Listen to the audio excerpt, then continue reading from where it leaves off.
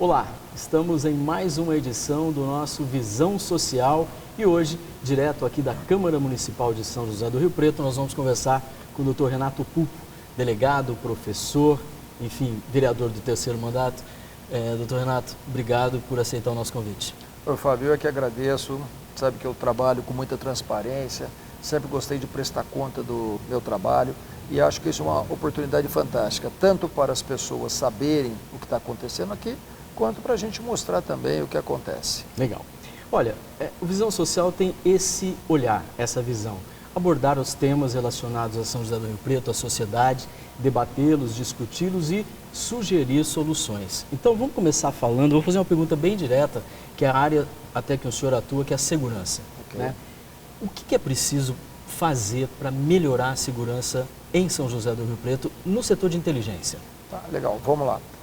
A segurança pública ela é dividida entre polícia militar e polícia civil. A polícia militar ela tem como função principal evitar que o crime aconteça. E a polícia civil apurar a responsabilidade do autor após o acontecimento do crime.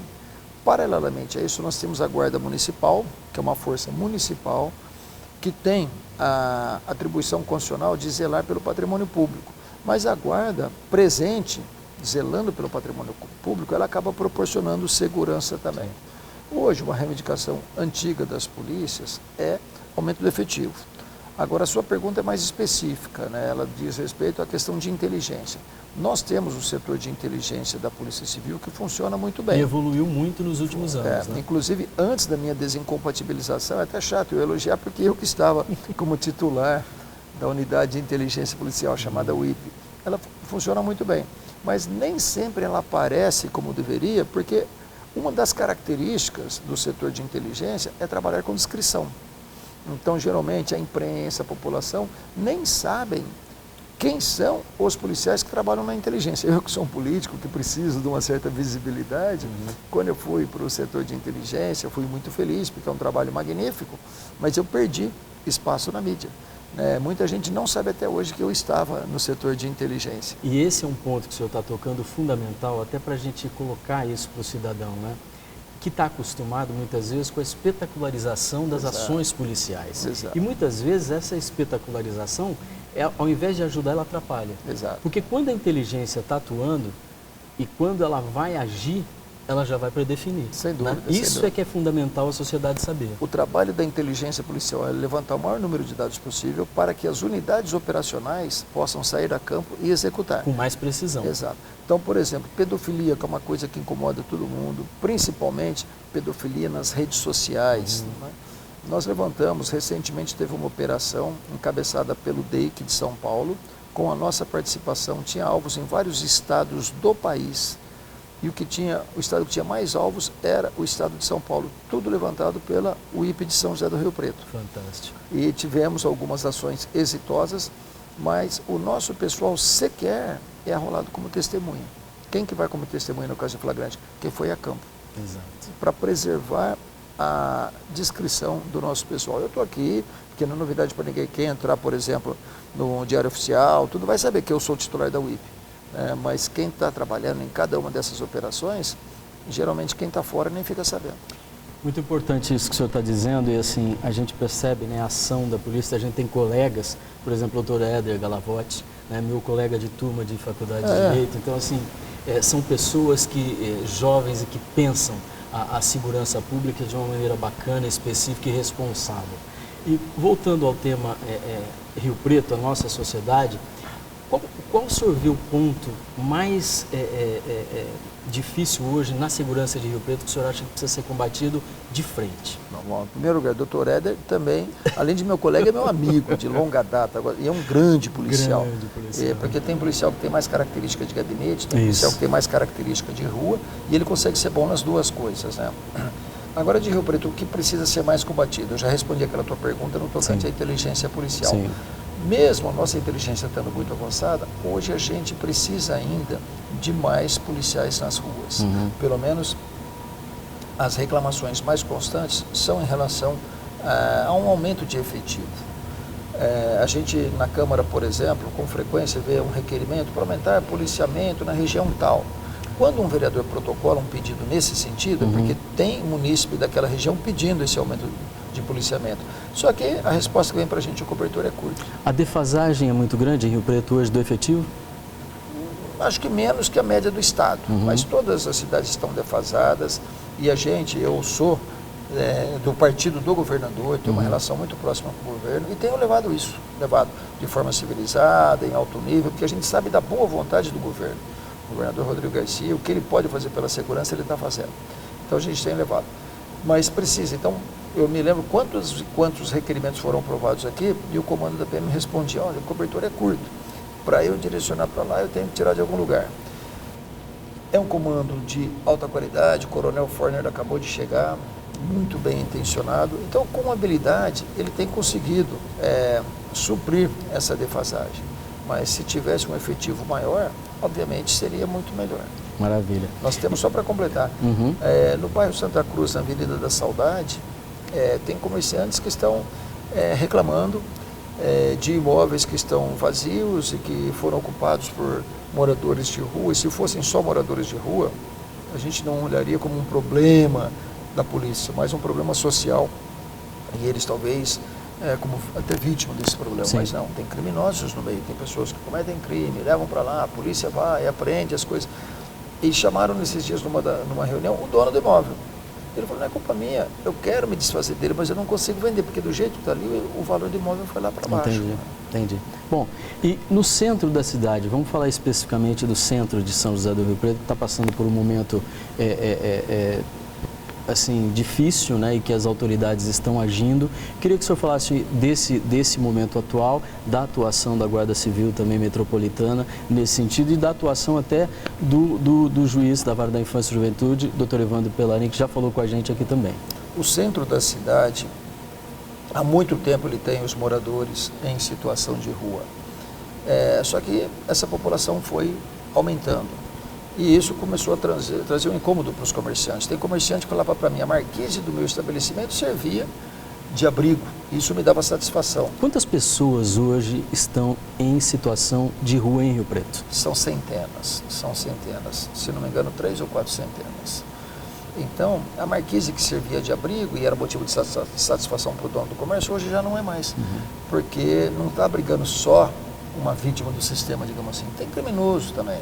E isso está afugentando a clientela do centro e, obviamente, acarretando sérias consequências para os comerciantes. Então, o pessoal está agonizando, está pedindo ajuda. Os 3 poderes, executivo, legislativo, judiciário, estão todos envolvidos. O doutor Pellarini, um homem muito dinâmico, basta dar uma tarefa que ele vai e cumpre, ele está encabeçando essa força-tarefa aí e tem o nosso apoio do Poder Legislativo. Legal. A gente vai para um rápido intervalo, você pode também sugerir temas para o Visão Social, está aqui no vídeo, pode mandar sua mensagem sugerindo, a gente vai para um rápido intervalo e voltamos já já.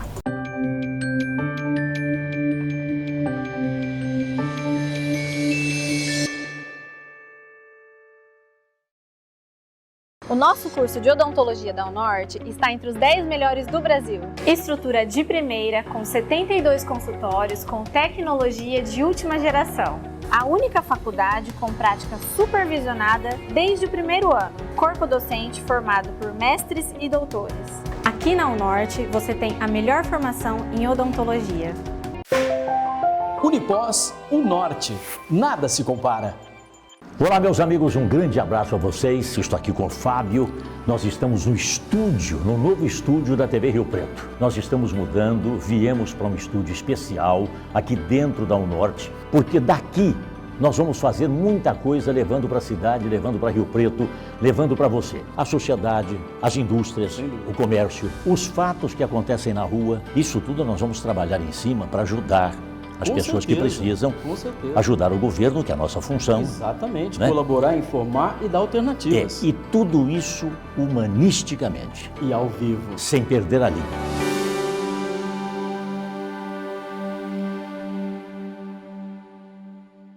Na aula de hoje, os alunos eles estão aprendendo como realizar algumas das partes do hemograma, né? Mais especificamente sobre o eritrograma. Então eu estou falando um pouquinho para eles sobre as etapas para análise da série vermelha, né? Desde a avaliação por meio do aparelho hematológico, até a confecção do esfregaço sanguíneo e análise por meio da microscopia óptica. Nossos 2 primeiros anos foi na pandemia. Isso, na verdade, é a primeira aula prática. Ainda mais pra gente que ficou 2 anos, né, sem aula prática, sem ter aquilo, né, aquela parte toda, pra entender melhor as aulas, as matérias.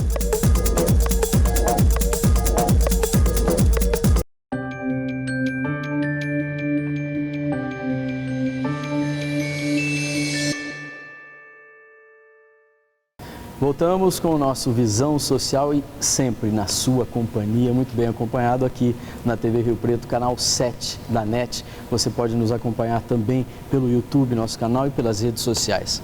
E hoje estamos entrevistando o Dr. Renato Pupo. Doutor, terminamos o primeiro bloco, o senhor estava falando da situação dos moradores de rua em São José do Rio Preto. Queria que o senhor continuasse nessa abordagem, porque eu acho que é um tema importante. E como é que pode solucionar porque é um problema em São José do Rio Preto? Bom, eu tenho me aprofundado a respeito do assunto.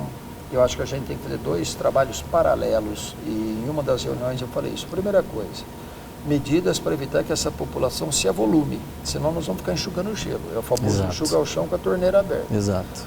Em São Paulo existe uma casa de acolhimento, porque estudos indicam que uma pessoa, todo mundo acha que quem está na rua é dependente químico. Não é. Tem gente pelos mais variados motivos. Por exemplo, tem gente que é expulso de casa por conta de preconceito sexual. A pessoa tem uma orientação sexual que os pais não aceitam e coloca a pessoa na rua. Exato. Se ninguém acolher essa pessoa, o crime acolhe. Então, estudos indicam que num prazo máximo de 6 meses, se a pessoa que for para a rua não for dependente, ela se torna dependente química.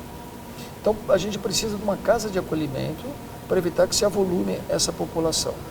E, paralelamente a isso, é um outro trabalho, ir aos poucos tirando. O doutor Evandro, com a ajuda do doutor Ronaldo da Vara da Família, com a ajuda do doutor Alceu da Vara de Violência contra a Mulher, e toda a equipe da Vara da Infância, uma equipe maravilhosa. E eles estão fazendo visitações e convites para as pessoas. Estão aos poucos tiram uma num dia, outra no outro dia, 2, 3 no outro.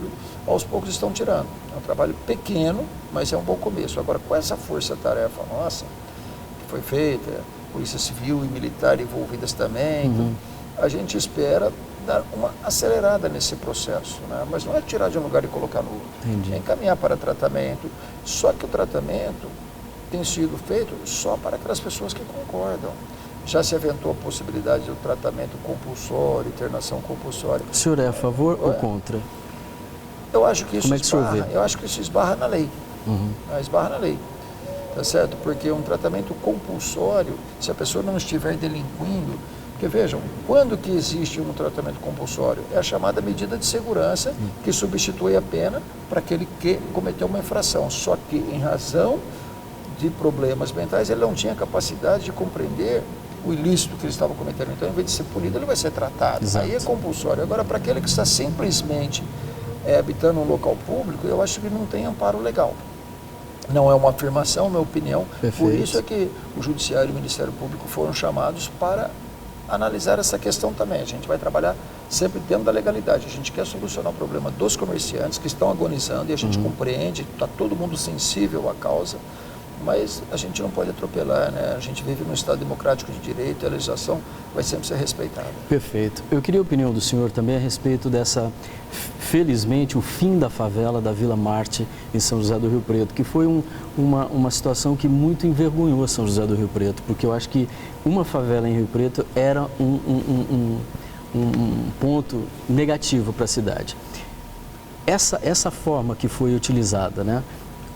A reurbanização do espaço, a prefeitura cedendo o terreno, a iniciativa privada vindo, pode ter alguma coisa semelhante para esse caso dos moradores em situação de rua? Como é que o senhor vê? Dá para traçar um paralelo?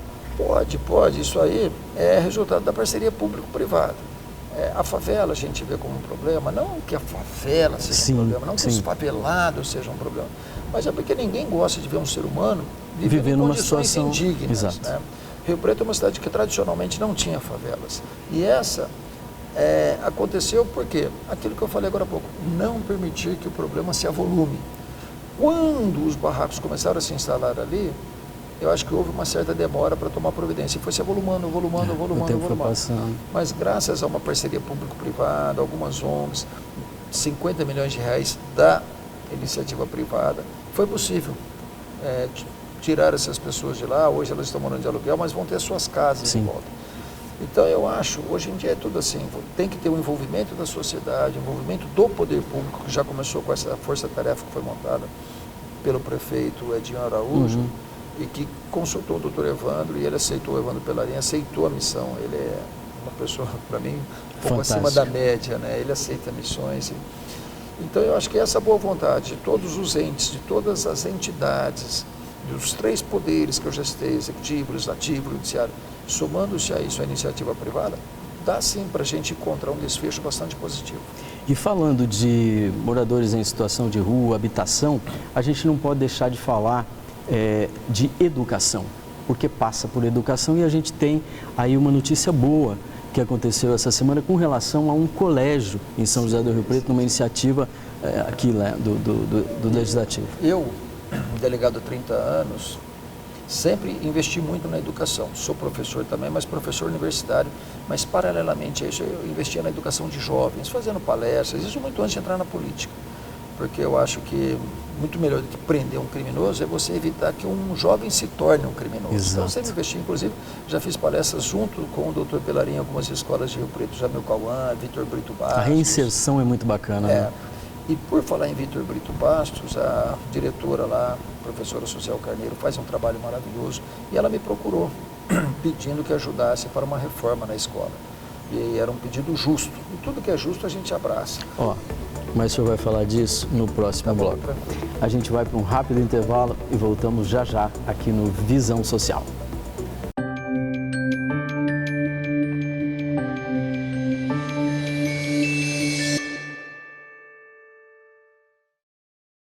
Olá, eu tenho um convite a fazer a todos os profissionais da psicologia e estudantes. O nosso curso totalmente digital de aprimoramento em psicoterapia sexual da Unipós do Norte, que está com as inscrições abertas, com temas atuais e ministrado por professores mestres e doutores. É o único e mais completo do Brasil. Mais informações e inscrições nos links abaixo. Garanta já a sua vaga.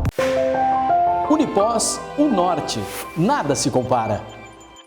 Olá, meus amigos, um grande abraço a vocês. Estou aqui com o Fábio.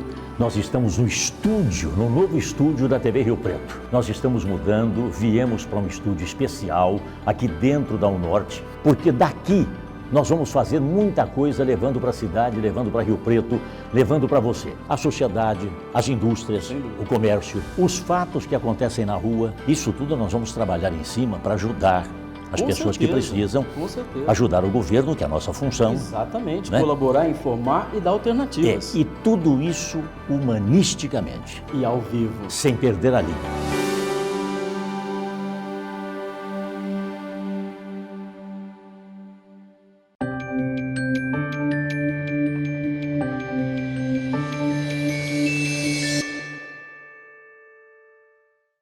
Estamos de volta com o nosso terceiro bloco aqui no Visão Social, hoje recebendo a ilustre visita do Dr. Renato Pupo. Doutor, o senhor estava falando de uma coisa super importante, que é a reforma de uma escola, e isso nos toca profundamente porque a gente sabe do efeito da educação na vida das pessoas. Então, queria que o senhor continuasse e explicasse aos nossos telespectadores. Bacana. Antes, até vou falar de uma outra coisa. A PEI. PEI é Programa de Período Integral nas escolas. Ótimo. Que essa sempre foi uma bandeira minha, é uma bandeira também do atual governo do Estado. E nós conseguimos, com muita luta, transformar Vitor Brito Bastos em PEI. Fantástico. Faz com que a criança não fique ociosa. E tempo para a mãe trabalhar, o pai, né? Sem dúvida nenhuma. E, voltando, né, a professora social nos pediu, nós intermediamos e saiu uma verba para uma reforma. E no início de agosto agora, foi feita a homologação da licitação, uma reforma no valor de R$1.377.000. Então, excelente. É muito gostoso quando a gente, como munícipe, eu, no caso, vereador, uma função de atuar junto ao Poder Executivo Municipal, mas dada a minha proximidade com o governo, eu tenho buscado também recursos a nível de Estado. Trouxemos Perfeito. esse 1.377.000 para o Vitor Brito Bastos, e se você me permitir, uma luta que já durava décadas, que era a pavimentação da vicinal da Vila Azul, 6,8 quilômetros, todo mundo queria. Eu comecei a lutar por isso no meu primeiro mandato, e agora, com este governo, eu consegui trazer 16,8 milhões de reais para pavimentar a vicinal da Vila Azul. As placas, avisando que as obras serão iniciadas, começaram a ser colocadas também. Então, o pessoal ali já pode comemorar. Que maravilha. Isso é muito bom, né? É a gente observar que o poder legislativo, o poder executivo estão agindo, atuando de forma com um olhar diferenciado para o social. E a gente já falando, e aqui no plenário da Câmara Municipal, que é tão bonito esse espaço da democracia, eu queria que o senhor falasse um pouquinho da atuação dos parlamentares aqui, né? Sempre tem um embate ou outro, né? Uma divergência de ideias, mas sempre no campo democrático, isso que é muito importante, né? Hoje, tão polarizado o país, né? Verdade, eu acho que a divergência é até salutar. Aqui na casa, nós já tivemos no passado algumas divergências que extrapolaram no limite. Hoje, graças a Deus, e espero que esse estado de ânimo perdure, tudo tem sido discutido de forma muito civilizada. Então, é natural que um não concorde com o outro, você vai à tribuna para tentar convencer a pessoa de que ela está equivocada e vice-versa, né? Mas eu acho que tem que haver respeito. E dessa forma fica bom para todo mundo. A gente tem conseguido evoluir bastante para Rio Preto. Eu recentemente, no passado, eu tinha dificuldade para aprovar os meus projetos por causa dos embates que tinham aqui. Isso já não acontece mais. Eu aprovei recentemente um projeto do qual eu muito me orgulho. Eu aprendi muito na política. E eu acabei me envolvendo muito com as pessoas de transtorno de espectro autista, com os familiares dessas pessoas. E recentemente eu aprovei um projeto que determina que todo o cinema da cidade tem que ter pelo menos uma sessão adaptada para as pessoas com transtorno de espectro autista. Não falo em gratuidade, que isso é demagogia, mas uma sessão adaptada, com menor sonoridade e menor luminosidade, porque a pessoa com transtorno de espectro autista, ela tem muita sensibilidade, tanto ao som quanto à luz. Então, ter menor sonoridade, menor luminosidade, e dá para as pessoas livre circulação, porque elas muitas vezes não conseguem ficar por 1h30, 2 horas sentadas. Então elas têm essa liberdade de entrar e sair sem serem advertidas pelos funcionários de cinema. Isso teve uma repercussão muito positiva, teve gente que me mandou mensagem, finalmente vou poder levar meu filho ao cinema. Então isso é muito gostoso. E saiu desta casa, com a ajuda da população. Eu peço a você que está nos assistindo, que nos abasteça com informações, porque eu trabalho ouvindo a população, eu trabalho para a população. Uma vez me perguntaram, você sabe de tudo um pouco? Eu falo, não, eu tenho humildade de conversar com quem sabe. As pessoas trazem ideia e a gente coloca em prática. E a gente está sempre aprendendo, né? Sem dúvida nenhuma. Por isso, que projeto que o senhor gostaria de ter visto aprovado que não foi? Tem um projeto meu, talvez não seja dos mais importantes, mas é uma história que eu gosto de contar para vocês verem o que é a política. Na época dos embates, nada meu passava. E eu apresentei um projeto, essa ideia veio do Rio Grande do Sul, visando segurança nos postos. Então, aquela coisa, o munícipe ele vai abastecer o carro, ele faz a continha para saber se está compensando por etanol ou gasolina. Né? Se tiver até 70% do valor da gasolina, compensa etanol. Acima de 70% é gasolina. E para evitar que a pessoa fique fazendo continha no celular, isso forma fila, diz que é perigoso você manusear o celular ao lado de uma bomba, eu apresentei um projeto que todo posto tem que pôr uma placa com os dizeres. Aqui o etanol está a 65% do valor da gasolina. Já sabe que é para pôr etanol. Aqui está 75% do valor. E meu projeto foi rejeitado. Virou o ano, um outro vereador pegou meu projeto, apresentou, foi aprovado. Então eu falo, eu não fiquei chateado como deveria, eu não quero ser o pai da criança, eu quero que se torne realidade. E hoje, vocês podem ver, nós temos em Rio Preto os postos fazendo esse alerta, né? É lei, nasceu aqui, mas quem levou, saiu em nome de outro, não tem problema nenhum. Não. Um sonho que o senhor tem na política? Um sonho? Um sonho. É tirar todas as pessoas em situação de vulnerabilidade, qualquer tipo de vulnerabilidade, essas pessoas que estão na rua, tirar da rua, as pessoas que são vítimas de qualquer tipo de violência, violência sexual, violência moral, violência física, principalmente aquelas dentro de casa. Eu tenho feito um trabalho junto ao CRAME, que é o Centro de Referência e Atendimento aos Maus Tratos na Infância, O meu sonho é ver isso, ver acabar a violência, principalmente essa violência no lar, porque a violência no lar ela é muito terrível. cruel. Ela desestrutura, né? A vítima convive com o seu algoz e não tem a quem recorrer. Vocês viram aquela notícia, por exemplo, da mulher que estava lá dentro de casa, até que um dia ela jogou um papelzinho por cima do muro e a vizinha salvou. Vocês imaginam o que era a vida daquela mulher, toda noite sabendo que ela ia ser violentada, ela e as 2 filhas. Eu, como delegado de polícia, atendi uma menina que falou que toda noite, quando ela ia dormir, ela fechava a porta do quarto e arrastava o armário para a porta do quarto dela.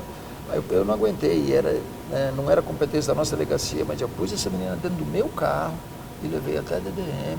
Sabe, então, tem gente que acha que o problema está longe, mas não, o problema está muito perto da gente. A gente que convive com isso fica muito incomodado. Esse é um tema, assim, muito importante que o senhor tocou, porque isso influencia diretamente no futuro, no comportamento, na autoestima. Hoje nós vemos uma geração que é vítima, uma geração vítima de lares desestruturados. Então isso tem um efeito direto que não é tão fácil a gente reverter na mente de uma criança.